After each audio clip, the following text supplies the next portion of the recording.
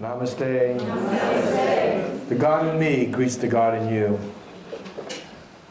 Before I came to the Temple of Universality, I had a saying: death is a slap on the face of God. I now know that's not true. And how I came to change that was a process, as is all of life. The process really began in a certain point. It had started long before, but it reached a milestone, a marker in 2005. Martha and I had been in Tucson for 5 years. We didn't go out, we didn't socialize. Most of the people we knew owned restaurants and the waiters. And we were looking for places to move. We grew up in the 60s. It looked like to me I had the short end of the stick. And I was going to lick my wounds and go elsewhere. God had different ideas. It began when our good friend Pat Gallinette told Martha in 2005 that a dear friend of hers, a psychic, a medium named Hoyt Robinette, was coming to Tucson. We didn't know that this was a person who, Betty Tadaleski, had been taking people back to Camp Chesterfield for 25 years to encounter Hoyt, Bill English, the masters of phenomena back there in Camp Chesterfield. We had no idea of that world. And so it was when Pat told us that her friend Hoyt was coming. I really didn't care. I had the I Ching. I had my own discipline, my own ways, markers I was looking and followed on this path.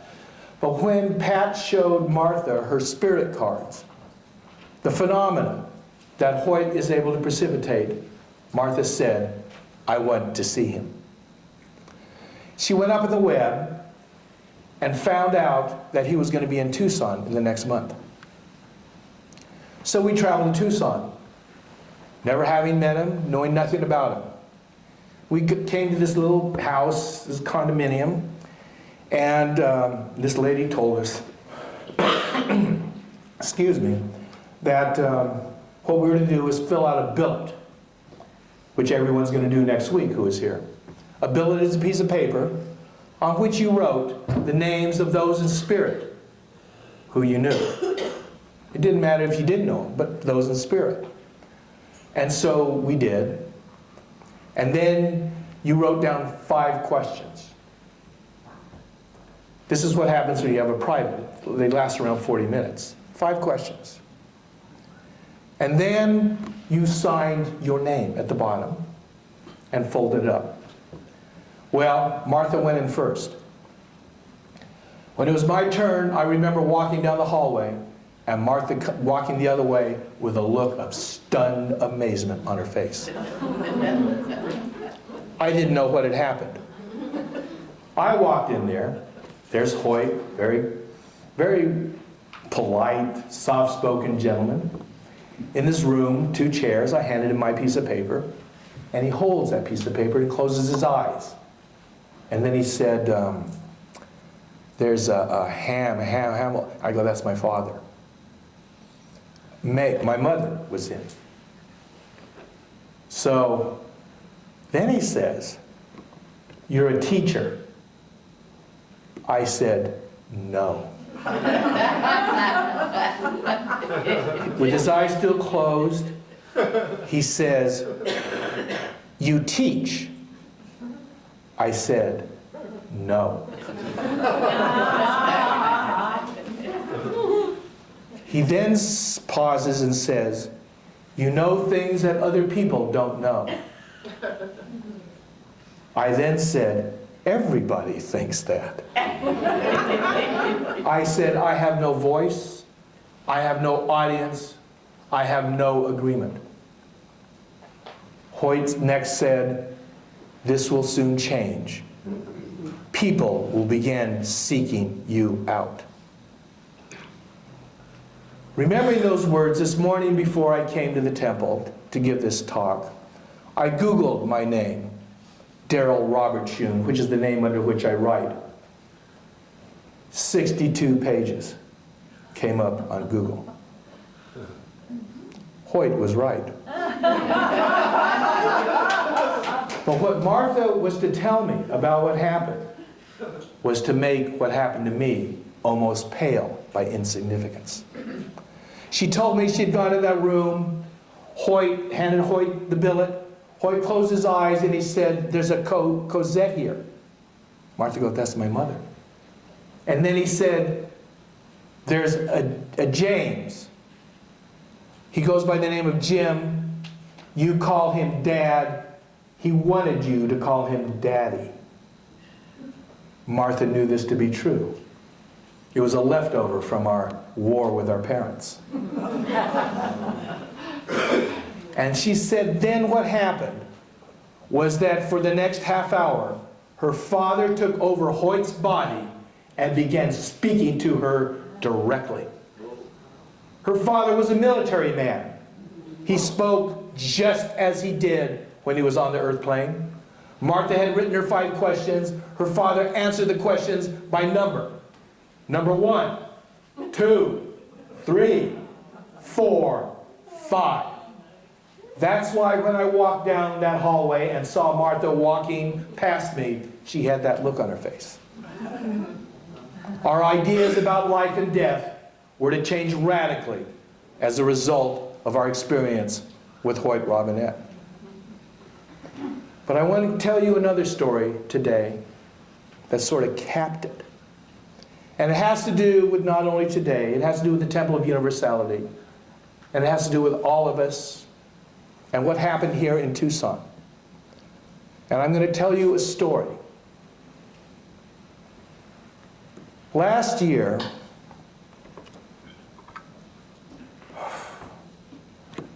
let me backtrack.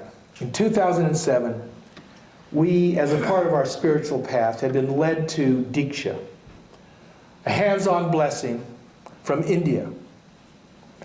And we went, Martha went through, we heard about this through our friends of the Positive View Network. We were at one of the meetings. We met 4 times a year. A friend of ours came up behind us and said, Daryl, Martha said, you should talk to Motz. And we knew Motz. He was this sold real estate, nice guy, you know. And he said, why? He said, there's a light in his eyes. Well, that was enough to get us going. So we found Motz at the intermission. We had a nice, pleasant talk with him. And I didn't see the light in his eyes, you know. And I said, you know, Motz, David told us that we should talk to you. And he said, why? He said, you had a light in your eye. And he smiled. And he said, I'm going to send you a book. In the next month, we got a book called Awakening into Oneness. It was about the movement in India, the One Blessing movement. And we read the book. We were so excited about it. Martha said, we must have this blessing before we go to Europe. We're about to leave for England for a vacation at Christmas. She phoned everybody in Tucson who was a blessing giver. 2 people, this couple said they would. We went over their house. It was a couple, Lucia and Zelly. We went in there. They stuck their hands in their head. We were quiet. We laid down, and we got up and we left. It was nice, as many spiritual experiences are. The next morning, I slept soundly like a rock until 10:30. That does not happen to me. We left for Europe in 2 weeks. We had an extraordinary time. Martha said it was because of the Diksha. It's the Diksha, I know it. I was less willing to give it that acknowledgement. We came back and we began going to the Wednesday night Diksha meetings at Lucia and Zelly's. We became fast friends.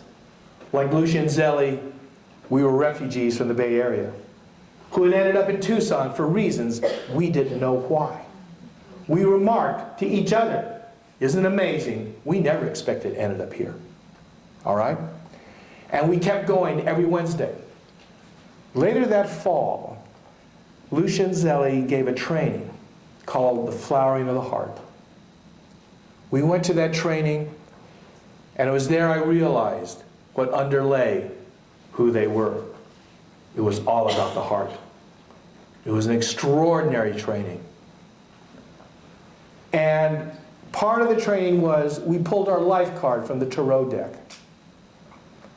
I didn't have much experience with the tarot. The I Ching was my radar screen, the way I apprehended the invisible. But I pulled a card from the deck for my life card. I had no idea what it was. It was a Hierophant. And Lucia said, "Oh, that's the card of the teacher."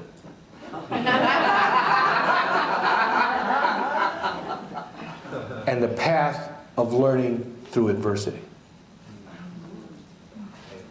I knew about adversity. My life had been living on the edge. In 2003, it wasn't 2000, excuse me, in 1883, I had pretty much learned how to stabilize this experience of life. I had learned that the use of thought was so powerful, you could create the reality that you wanted. So as a poor hippie, I decided to affirm money. And in 3 years, I was retired. I gave up that control mechanism when I ran into the Course in Miracles, when it said, "If you could but give tomorrow over to He who wants your happiness, for it is your happiness, for it is His happiness always," every moment would become an encounter with the Eternal. So I let go all my affirmations except the Course in Miracles, and proceeded to lose every penny and an additional $250,000 in the next year. Whereupon I ran into another book called How to Do All Things, and it explained affirmations. It explained the spiritual realm from which they came, and so again I did use it. And then I ran into another book that said your use of thought to create your reality is an inappropriate use of your power at this time. Because at this time, much of what you learn comes through adversity. I stopped all my affirmations, and in 2 years I was arrested and sent to prison for 10 years to learn lessons I was supposed to learn. So when I pulled the life card at the Flower of the Heart, and Lucia told me, this is the Hierophant, the teacher who learns on the path of adversity. And then she said, my daughter Elizabeth has the same card. Her daughter at the time was 18 years old. She was beautiful. I didn't know her. I knew who she was. She would come in and out of Lucia's house, as all 18-year-old kids would do, not being a part of their mother's world, their parents' world, slipping in and out. One noticed her grace, self-contained to an extraordinary degree.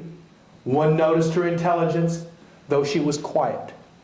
And one noticed she didn't want to intrude or participate in the world that we were in. But I could not help thinking, when Lucia told me that day about Elizabeth getting that card, what she had in store for her. None of us knew that day that on September 12th, 2012, Elizabeth would pass. What happened is, in 2010, we had a Thanksgiving dinner at our house. Lucia, Zelly, Elizabeth, and Juliana, their other daughter, was invited, and she was there with us. That was in 2010. 2011, she was there again. 3 weeks before, Elizabeth had been diagnosed with lymphoma.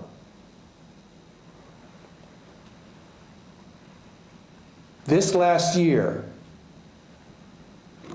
her life was always in our background. For the first few months, everybody felt good. Energy, healing, many healers in that circle. Many disciplines of healing were used. We were all called to the table. We all did what we could, and we all imaged the best.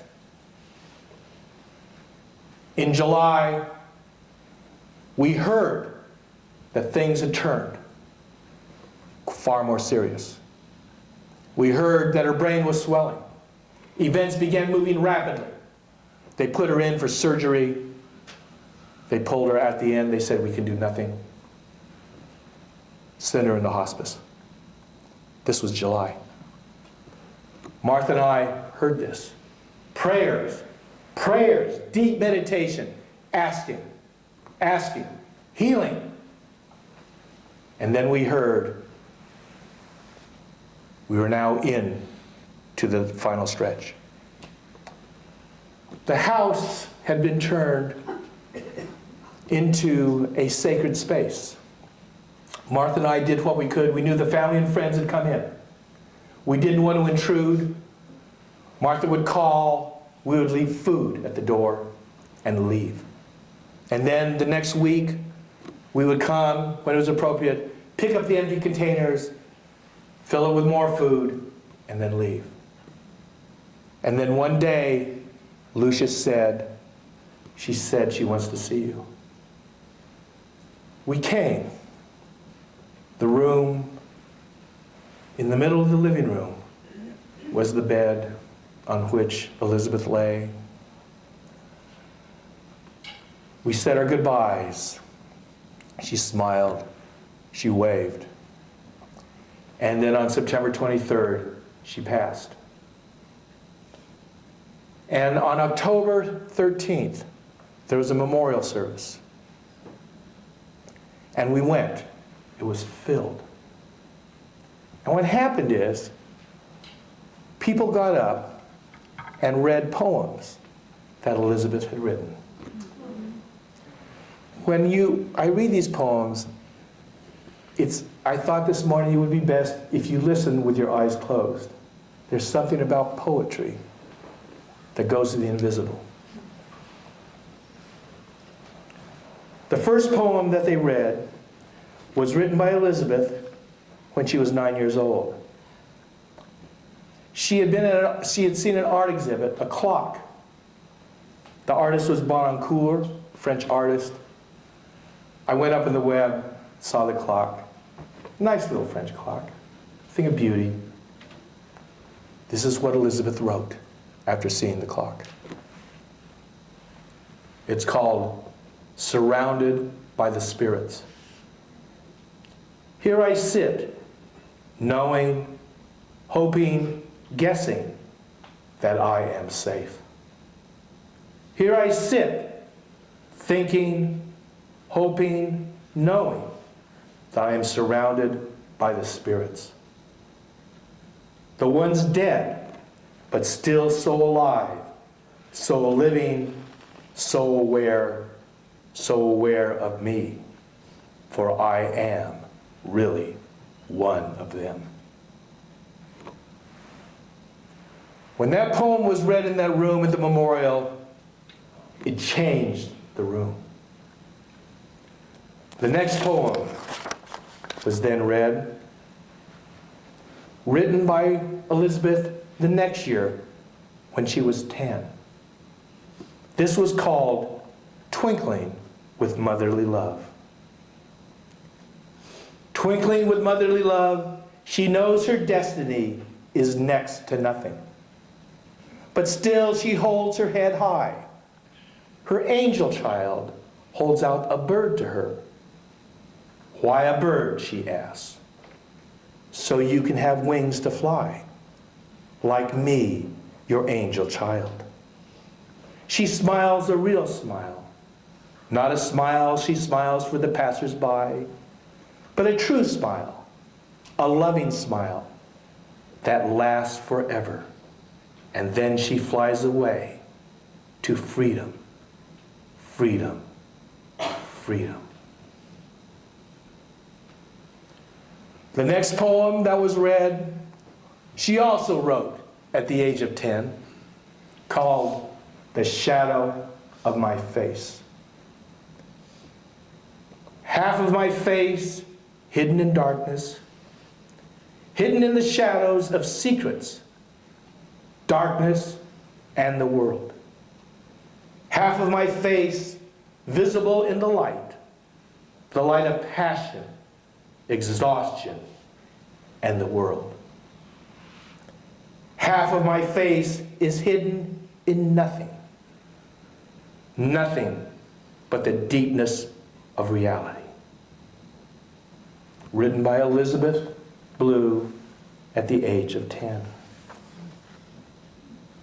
The next poem that was read in that room, she wrote when she was 13. And it was a Mother's Day poem for her mother, Lucia, who sits in this room with us today. This was her poem to her mother. There are no days anymore, just moments. The sun sets and the moon rises. What is today? What is now? Does anything ever end if we can visit it in memory? What is today? Yesterday, tomorrow. Moments, that is what they are. The next year, when she was 14, she wrote a birthday poem for Zelly, Lucia's partner, Elizabeth's stepmother. This is what she wrote. I walk in the divine forests of wonder. I see truths clear as crystal that grows from the mountains of challenge. I see many lies as foggy and beautifully spun as spider webs in the fog of our minds. But underneath it all, I experience. I try to experience everything. Like snowflakes on eyelashes right in front of my face, the world is in my eyes, but I am blinking it away, trying to see everything else. And you who can see this in me, I know that you too have seen the divine forest of wonder. You know the soft ground from which questions spring, anxious as fairies to weave their dance around you. You know the canopy of the trees, in which birds cry out their own songs of love, truth, and sorrow. You know what it is to gaze up at those birds with the purest of admiration and wonderment, soaked in the sheer beauty of love. You know what it is to wander in this beautiful forest, covered with the dewdrops of life. You who have been here long before me. You, dear wise one who knows. You are now my guide. You show me the way. And with every ounce of my being, I am grateful. I bow to you and take your hand, for we both walk in the divine forest of wonder. Written when she was 14.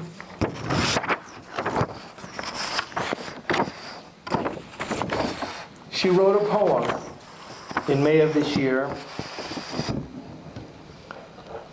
She had been diagnosed with lymphoma for 6 months. She had undergone chemo. I want to tell you a story during that process that was told at the memorial, for it showed who Elizabeth was. She was talking to a friend of hers at the hospital, and she said she had a dream. And the dream was a teacher had come to her, and she heard this voice, and it said, treat everybody who walks through that door with kindness. Now Elizabeth was a real strong girl. She was in duress. She was under pressure. She was under strain. And her friend said, what do you think it means? And Elizabeth said, I think it means this. And she pointed to the door. And she said, it means treat everybody who walks through that door with kindness. In May, she wrote this poem. Tucson, my one true love. Tucson, Arizona is unequivocally my one true love. Do I doubt that I have truly loved various exes? Yes. I have never doubted since I first left Tucson that I truly loved it in absolute terms. Tucson cradles me. It kept me solitary when my youth, arrogance, and zealousness could have destroyed potential connections and relationships I wasn't ready to experience. Tucson feeds me avocados at affordable prices, burritos at all hours of the day and night, fresh roasted coffee in the morning, and authentic tamales between 10 a.m. and 7 p.m. Tucson serves me heavy mint juleps for $5 at 4 in the afternoon without judgment or expectation. Tucson drips hot, fresh, and roasted espresso down my throat at 5 a.m. when I'm late for work. Tucson loves me. Tucson employs me. Tucson reminds me there are still fights worth fighting and still strangers worth knowing whose eyes I've been catching for years. Tucson kicks dust in my face when I am wrong and pushes me to exhaustion at 110 degrees in the middle of summer when I need to remember God and humility by jumping into a pool. Tucson gave me a community of Tucsonians who formed many colonies of our kind in strange cities so that when I travel, I rarely feel alone. Tucson taught me y'all and country boys in crisp white shirts on Sundays. Tucson gave me a reason to believe in having a hometown and speaking Spanish. Tucson taught me that not all Texans are evil. Tucson dragged me out of graves I dug myself 100 times, claiming truths I was not ready to believe. That I am still needed, that I am still loved. Tucson dragged me by the hair or bald head, all dusty and tired, to friends' front porches, handed me a beer and whispered, "Drink, baby, drink. It'll make you feel better." And Tucson didn't lie. Tucson hugged me real close and told me it was time to leave, but that it still thought I was beautiful. Then Tucson called me back home. Tucson gave me a home, gave me a family I knew was finally real and didn't and wouldn't forget me. Tucson gave me my body back when I became a ghost. Gave me the best doctor in the country, a neighbor in my backyard when I had cancer. Tucson fetched me. Tucson fed me, took care of me, kept me alive, and gave me warm, dusty backyards with ferns falling in my eyes when I had become accustomed to harsh steel and cities without eye contact. Tucson whispered in my ears late at night when I thought I was all alone. All the stories I would never ever need to tell to be a writer. Tucson hugged me close and left me fearless. Tucson taught me a murderer's kiss and the most tender feminine men I have ever known. Let me stomp on them and worry about punishment that was delivered later. Tucson fed me when I was hungry, left me when I was spoiled, and kicked me in the face when I got arrogant. Taught me the difference between cheap and easy. Tucson gave me a few years of my life worth recording. That's still recording. That I think is still recording me.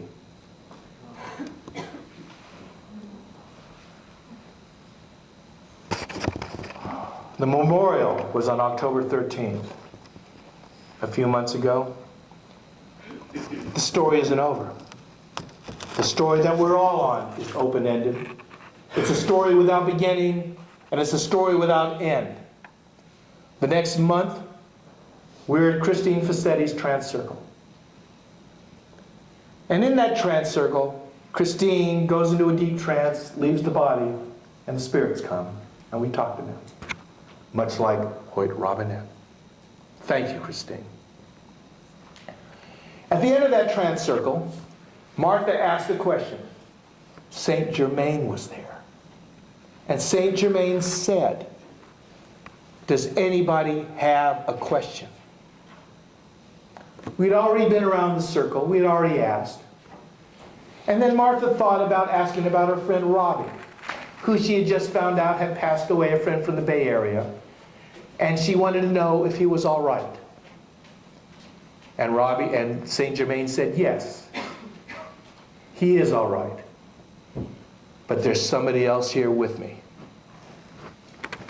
Elizabeth blew. You were there that day, Philip, that night. Do you remember what happened? Oh, absolutely.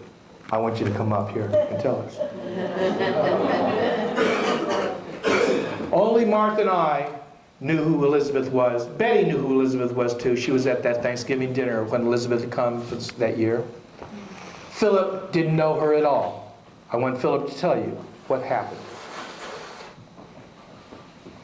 Okay, this is weird. Anyway, you know, her voice came through, and it was just permeating every fiber of the room, and it just over and over again until it faded away. I love you. And it was just, I mean, you felt every one of them just reverberated through your body. So it's incredible. I had to been there and done that, though. It was like, what can I say? Thank you, Philip. Blessed to be there. It was. When she first came in, Elizabeth said, I want to thank everyone. Tell my mother she did exactly what she was supposed to do. Everybody did exactly what they were supposed to do. And then those words that Philip heard, I love you, I love you, I love you, came as a stream and filled the room before fading from our ears, but not from our spirits. That is the miracle of life. That is the miracle of death. There is only life. There is no death as it regards to the cessation of spirit. Elizabeth came for a reason. She fulfilled it. We didn't understand what it was. When she was here, she may have, given what she had written as a young child. In a subsequent transcircle, Elizabeth came again, and we were told that she's a master soul. To end this, I want to read a poem that her father read at the end of the memorial service. She wrote it when she was 14. And when I heard it that day, I thought she wrote it to herself because of what was going to happen. Her wishes for herself. Because they all came true, every word of it. But this morning, when I decided to finish my talk with her poem, I realized she wrote it not for herself, but for all of us. For there is only one of us. And this is what she wrote at 14. My wish for you. May revelation flourish in your mind. May joy spread through your ever being. May life occur in your soul. May you know who you are. May you love yourself and others in the world. May you cherish your mother. May you love your father. May you cry. May you be angry. May you laugh with your soul singing along. May you dance and be beautiful. May you be adored and loved. May you be full of yourself and who you are. May you live life. May you be life. And someday, may you lay down and die. Thank you, Elizabeth. Namaste. Namaste.